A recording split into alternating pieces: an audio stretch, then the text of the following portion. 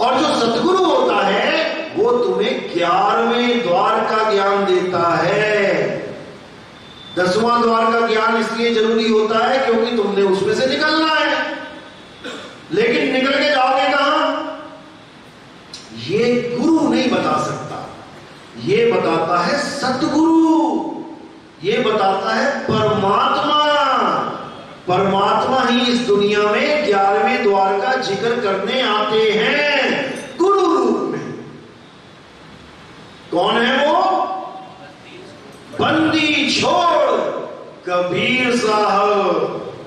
वो बताते हैं इस दुनिया में कि 9 द्वारे संसार सब, 10वें योगी साध, एकादश खिड़की बनी, तो जाने संत सुजान।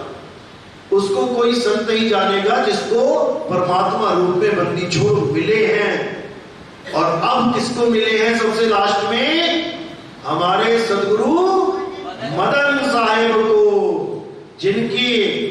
जिनके दोहे ये सब गुरुआ लोग अपनी अपनी किताबों में छाप के बैठे हैं, लेकिन इनको ये भी नहीं पता कि ये दोहा किसका है।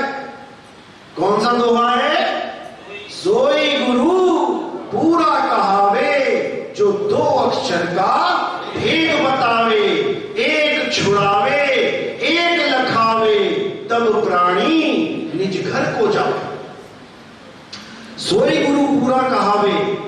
मैंने बताया 2 प्रकार के गुरु हैं, एक है गुरु और एक है सतगुरु। सतगुरु को ही पूरा गुरु कहते हैं। सोई गुरु पूरा कहावे, 2 अक्षर का भेद बतावे। कौन से 2 अक्षर? पहला अक्षर है 52 अक्षर, जो तुम मुंह से बोल रहे हो। तुम हिंदू हो तो तुम कहोगे राम राम राम राम, तुम मुसलमान हो तुम कहोगे अल्लाह अल्लाह अल्लाह, तुम सिख हो कहोगे वाहेगुरु वाहेगुरु वाहेगुरु। बोला क्या तुमने? अक्षर, अक्षर ही बोले तुमने। तो गुरु अक्षर देता है जपने के लिए, और सतगुरु अक्षर छुड़वा देता है। फर्क इतना है। किसी भी गुरु के पास जाओगे वो तुम्हें अक्षर दे देगा जपने के लिए। हिंदू हो तो राम राम राम राम, मुसलमान हो तो अल्लाह अल्लाह करो, सिख हो तो वाहेगुरु वाहेगुरु करो। लेकिन ये अक्षर उस अक्षर को नहीं प्राप्त कर सकता। अक्षर यानी अविनाशी, शर का मतलब नाशवान, आगे आ लगा दिया, अक्षर यानी अविनाशी परमात्मा। तो सतगुरु क्या करता है? सोई गुरु पूरा कहावे, 2 अक्षर का भेद बतावे, एक छुड़ावे और एक लखावे। ये अक्षरों को छुड़वा देवे। कबीरपंथी कबीर कबीर कबीर कर रहे हैं, सत साहिब जप रहे हैं, इसको छोड़ दो, इन अक्षरों को छोड़ दो, और जो असल में तुम्हारे अंदर बैठा हुआ राम है उसको जान लो। एक छुड़ावे एक लखावे, तब प्राणी निज घर को जावे, तब उसकी मुक्ति होगी। लेकिन हमें नहीं समझ में आ रहा क्योंकि हमें कोई समझाने वाला नहीं है। ये अक्षर कब बने?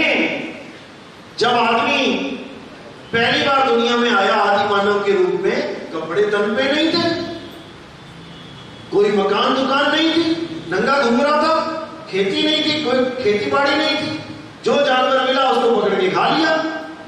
शेरों ने कोई मांस छोड़ दिया वो खा लिया। धीरे धीरे धीरे शिकार करना सीख लिया, पत्थर बना लिए धारदार, लकड़ियां बना ली धारदार। धीरे धीरे धीरे आग की खोज हो गई, उसके बाद लकड़ियों में आग लगा के खुद को बचाने लगा जानवरों से। तब ये अक्षर कहां थे? कौन सी भाषा बोलते थे? एबीसीडी बोलते थे क्या? या काका काका? कोई भाषा नहीं थी। जानवरों की तरह इशारे करते थे। ज्यादा से ज्यादा क्या करते थे? जब थोड़ी सी अकल आ गई चित्र बनाते थे। कोई बड़ा सा पत्थर चट्टान होती थी उस पे चित्र बना देते थे। कोई शेर दिखा उसका चित्र बना दिया ताकि सामने वाला देख के समझ जाए कि यहां पर ऐसा जानवर रहता है। इसीलिए आज भी देखोगे पुराने पुराने जो खुदाइयां चलती हैं उस पे चित्र बने होते हैं।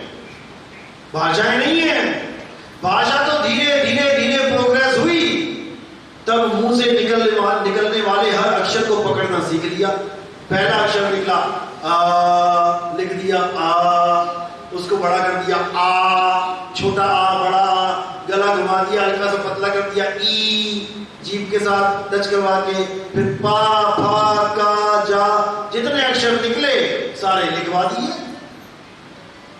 उसके बाद उन अक्षरों को जोड़ना सीखा कि पानी को आज के बाद हम ये बोलेंगे पा नी। जब भी हम ये बोले समझ जाना कि मैं क्या बोल रहा हूं।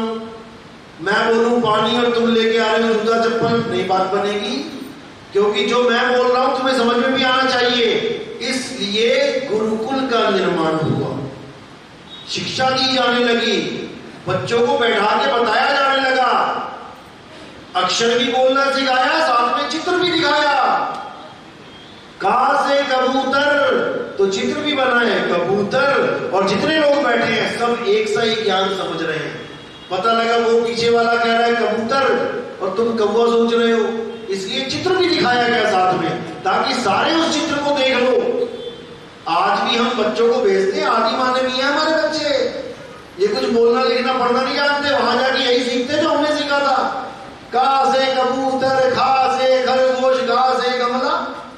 तो ये 52 अक्षर, ये काका का जब आप कंटिन्यूस को जोड़ोगे तो ये 52 हो जाते हैं। इस 52 अक्षर से ही सारे नाम बने हैं दुनिया के, पेड़, हवा, पानी, जो जितने मर्जी नाम बना लो, इन्हीं नामों से भगवानों के नाम बना दिए।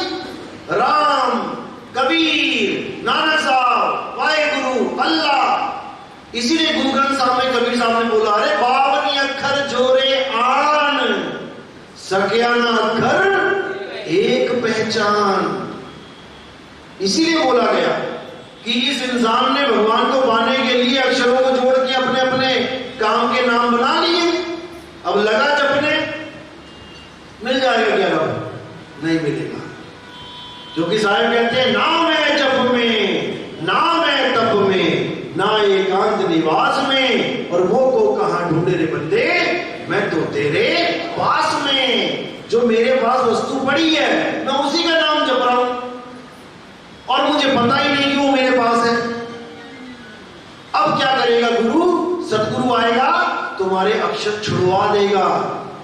52 अक्षर जीव आधारा, आदि अक्षर जीभ्या से न्यारा, वाही को सत सिमरन कहिए, सिमर सिमर नर उतरो पारा।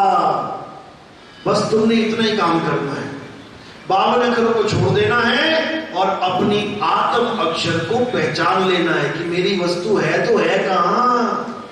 अरे वस्तु कहीं और ढूंढे कहीं, कैसे लागे हाथ और गुप्त वस्तु तब मिले, भेदी लीजिए साथ, भेदी लीना साथ में, दीनी वस्तु लखाए, और कोटि जन्म का पंथ था, पल में पहुंचा जाए।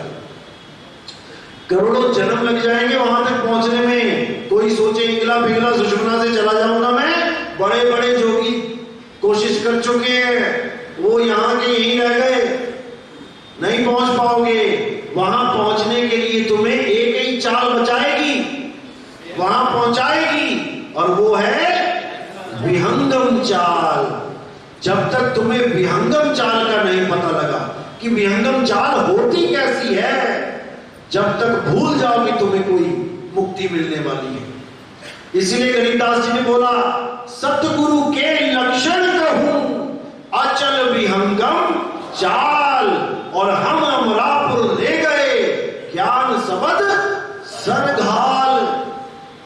सरघाल यानी सिर पे रख के ज्ञान रूपी शब्द को वो मुझे सतलोक ले गए। वो वाले सतलोक नहीं ले गए जहां सोने की सड़कें थी, पता लगा वहीं खुदाई करने लग जाओ, यहां तो सोना कभी देखा नहीं, यहां सोना पहनना पाप है, काल घुस गया सोने में, और वहां सोने की सड़कें चाटोगे जाके, वहां काल नहीं है सोने में, वहां कौन से क्वालिटी का सोना है? यहां सोने में काल है तो वहां क्या है फिर? नहीं समझ में आ रहा। इसीलिए समझाया जा रहा है बार बार कि लोक ये अलोक शब्द है भाई, शब्द ही है जो तुम्हें बचाएगा। बचना चाहो काल जाल से, चीनो शक्ल हमारा। शक्ल तो नहीं बोला ना किसी साहिब ने, यहां शक्लों का खेल चलता है। मेरा शक्ल मेरी शक्ल देख ले, बस मेरी शक्ल में परमात्मा आ जाएगा।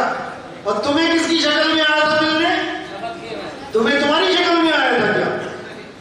तो कह रहे बचना चाहो काल जाल से, चीनो शब्द हमारा, और कहें कभी अमर कर राखूं जो निज होए हमारा। राम नाम के बिना कोई नाम नहीं जो तुम्हें बचा ले, लेकिन वो राम नाम ये अक्षर वाला नहीं है। राम नाम की लूट है, लूट सके तो लूट, और अंत काल पछताएगा जब प्राण जाएंगे छूट। जब प्राण छूट गए तो राम राम कैसे बोलोगे? वो राम एक वस्तु है जिसको प्राप्त करना हमारे जीवन का उद्देश्य है। वो राम रमता राम है, वो हमारा आत्म राम है, जिसकी महिमा गीता में खूब गाई गई। अध्याय 2 पढ़ो, गीता का सार, लेकिन वो सार वहीं बंद करके रखा है, पढ़ कोई नहीं रहा। इसी को समझना है। तो यही सार शब्द जो है 52 अक्षरों से परे है। हिंदुओं का, मुसलमान का, सिख का, ईसाई का, किसी का अलग अलग नाम नहीं है परमात्मा का। वो एक ही नाम है जो सारे संसार को तारेगा। तेरा एक नाम तारे संसार, मैं एहा आस एहो आधार। नानक साहब कहते हैं वो एक नाम सारे संसार को तार सकता है, लेकिन वो ये नहीं है जो तुम बना के बैठ गए हो। जब आदमी को बोलना लिखना पढ़ना नहीं आता था तो कौन सा नाम था? तब कौन सा नाम जपता वो? आज 52 अक्षर खत्म कर दो सारे, तो कौन सा नाम है तुम्हारे पास? अरे तुम्हारा अपना कोई नाम नहीं है, वो भी तुम्हें यहां दुनिया में आके दिया जाता है। तुम्हारा अपना कोई नाम नहीं है और तुम भगवान के नाम बना के बैठ गए हो। नहीं समझ में आएगा। उसी के समझ में आएगा जिसपे मालिक ने मोहर लगा रखी है, उसके समझ में आएगा। तो जितने बोलने वाले नाम हैं ये है कृत्रिम नाम, नकली नाम, और जो आत्मदेव है वो है असली नाम। उसी का नाम है सत नाम, वो है सतनाम। तुझसे कहूं मैं नाम विचारी, ना वो ज्योत ना पुरुष न नारी। ये आत्मा ना तो कोई ज्योत है कि बाबा जी आ गए सिर पे हाथ धर दिया ज्योत प्रकट हो गई, हो गया आत्मज्ञान।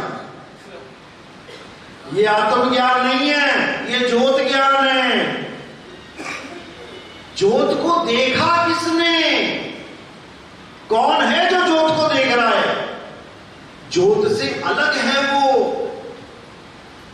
ज्योत तो दिखाई दे रही, आज दिख रही है, कल को नहीं दिखेगी, लेकिन देखने वाला सदा सदा अटल सत्य है, जो दिन में भी देखता है रात में भी देखता है। आप में से कितने सोते हैं 8 घंटे से ज्यादा? 8 घंटे से ज्यादा कौन कौन सोता है? आप खड़े करो। 6 घंटे से ज्यादा कौन सोता है? कौन 4 घंटे सोते हैं केवल? सच में सोते हो? सच में सोते हो? तो सपने कौन देखता है? जब तुम सो जाते हो तो सपने कौन देखता है? कोई नहीं सोता। तुम कहां सो रहे हो? शरीर सोता है। शरीर सोया, तुम कहां जा गए? सपने में। यहां की मम्मी पापा छोड़ दिए, सपने वाले मम्मी पापा पकड़ लिए। यहां का कुत्ता बिल्ली हाथी छोड़ दिया, सपने में शेर दौड़ा दौड़ा के मार रहा है। तुम भाग रहे हो कि सो रहे हो? जब तक तुम्हें यही समझ में नहीं आएगा तब तक तुम्हें ये मूल ज्ञान समझ में आने वाला नहीं है। कोई नहीं सोता, तुम 24 घंटे जागते हो, यहां आंखें खोल के जागते हो, वहां आंखें बंद करके जागते हो, लेकिन जागते हो। इसी प्रकार तुम कभी मरते भी नहीं हो, तुम कभी नहीं मरते। किसी ने भोग रख दिया मरने वाले का, मेरे पिताजी की मृत्यु हो गई है, उनका स्वर्गवास हो गया है, आगे जा रहे भोग में। अब पंडित जी अपना कर रहे हैं प्रोग्राम, पंडित जी से पूछ लिया एक कबीरपंथी ने, पंडित जी किसकी मृत्यु हो गई? अरे इनके पिताजी की मृत्यु हो गई। इनकी पिताजी की मृत्यु हो गई तो फिर स्वर्गवास किसका हुआ? स्वर्गवास का मतलब होता है स्वर्ग में वास करना, यानी मृत्यु लोक से छूट गए, स्वर्ग लोक में चले गए। तो जब मृत्यु लोक से चले गए, स्वर्ग लोक में पहुंच गए, तो मरे कौन? मरा कौन? जब पिताजी, आप ही लगा लो, यूपी से चले आप यहां पहुंच गए, घर में ताला लगा दिया, पड़ोसी आके रोने लग जाए, हाय मर गया, हाय मर गया, छोड़ के चला गया। अब तुम मरे थोड़ी नहीं हो, तुम यहां बैठे हो, केवल घर में ताला लगा है। इसी प्रकार ये जितने बोल रहा है, देख रहा है, सुन रहा है, ये घर में ताला लगा के एक दिन चला जाता है। अब इस घर को देख के लोग पिटने लग जाते हैं, हाय मर गया, मर गया। मर नहीं गया, छोड़ के गया है, मर नहीं गया। इस दुनिया में कोई नहीं मरता है अर्जुन। जो अज्ञानी ये समझते हैं कि ये आत्मा किसी को मारता है या आत्मा किसी के द्वारा मारा जाता है, वो दोनों ही अज्ञानी हैं। कोई नहीं मरता, शरीर तो पहले से ही मरा हुआ है, ये तुम्हें केवल चलता हुआ दिखाई दे रहा है। जैसे ये पंखे चलते हुए दिखाई दे रहे हैं, केवल करंट की वजह से, असल में ये मुर्दा हैं, केवल करंट इन्हें चला रहा है, इसलिए तुम्हें दौड़ते हुए दिखाई दे रहे हैं। अभी करंट हटा दो तो ये मुर्दा हो जाएंगे। अभी भी मुर्दा है, मुर्दा चल रहा है। ये गांव जो बसा हुआ है मुर्दों का है, साथ हो ये मुर्दों का गांव। जिस गांव में तुम खूब पार्टियां मना रहे हो मुर्दों के साथ, तुम शादियां कर रहे हो मुर्दों के साथ, और सच में मुर्दा हो जाए तो रह के दिखाओ जरा 2 दिन, वो ले जाओ इसमें भुजबल की चिपक जाएगा मेरे साथ।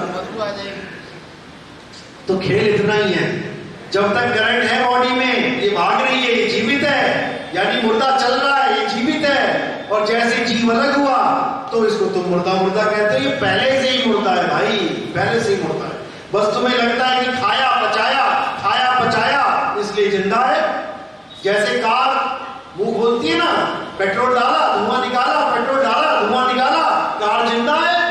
और जब ड्राइवर ने चाबी बंद करके बाहर आ गया तो कार मुर्दा है। अब पेट्रोल डालोगे तो बाहर आएगा। जैसे तुम्हारे मुंह में कुछ डाला तो पच के निकल जाएगा, क्योंकि तुम जिंदा हो। ड्राइवर बैठा है, चला रहा है गाड़ी, जिस दिन वो निकल गया, अब तुम्हारे मुंह में दूध डालो, तुम्हारे मुंह में घी डालो, वो यहीं से बाहर आता जाएगा, क्योंकि वो ड्राइवर अब इस गाड़ी को नहीं चला रहा। Engine is stop now. तो इसी को समझना है। इसी प्रकार तुम कभी मरते नहीं हो, तुम एक आत्मा हो। बस तुम ये जान लो कि अंत समय में मैंने शरीर को कैसे छोड़ के अपने में समा जाना।